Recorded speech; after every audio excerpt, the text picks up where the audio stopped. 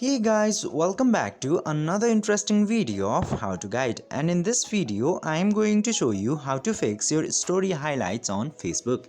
So without any further ado, let's dive right into this exciting video. Now, in order to add your stories into your Facebook highlights, you have to make sure that you have saved your previous stories into your Facebook. In order to check that, just simply go to settings in Facebook, and after going into these settings, you have to find story setting into here. You can see the story setting into audience and visibility. Just simply click into there, and after that you can see this story archive option.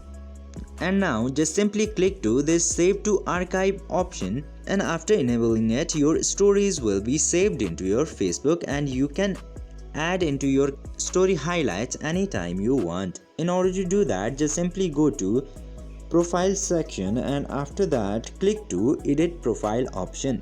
Then into the edit profile section you can see your highlights into here. I'm simply choosing the older collection, and from here you can click to edit highlights.